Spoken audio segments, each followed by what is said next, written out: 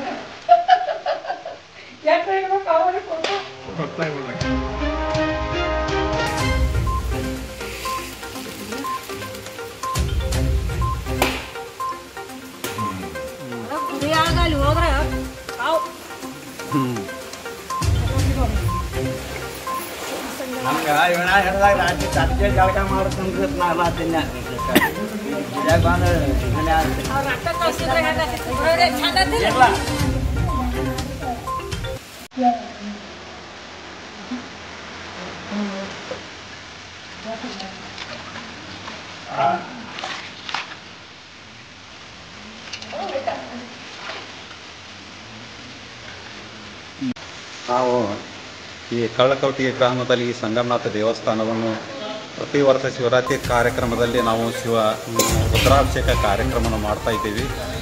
ಆವಾಗ ಭಾಳ ಸರಳವಾಗಿ ಈ ಕಾರ್ಯಕ್ರಮವನ್ನು ಆಚರಿಸಿದ್ದೀವಿ. ಆದರೆ ಈ ವರ್ಷ ವಿಶೇಷವಾಗಿ ಹೇಳಬೇಕಂದ್ರೆ ಭಾಳಷ್ಟು ನೀರು ಬಂದಿದೆ.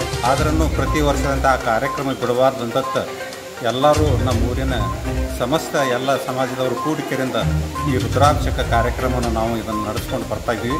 ಇಲ್ಲಿ ಉದ್ಭವಲಿಂಗ ಇರೋದರಿಂದ ಈ ರುದ್ರಾಭಿಷೇಕ ಕಾರ್ಯಕ್ರಮ ಭಾಳಷ್ಟು ಮುಖ್ಯವಾಗಿ ನಮ್ಮ ಊರಿಗೆ ಇದು ಅವಶ್ಯಕತೆ ಇದೆ ಅಂತ ಹೇಳ್ಕೊಂಡು ನಾವೆಲ್ಲ ಊರಿನ ಎಲ್ಲ ಸಮಾಜದವರು ಕೂಡಿಸ್ಕೊಂಡು ಈ ಕಾರ್ಯಕ್ರಮ ಮಾಡ್ತೀವಿ.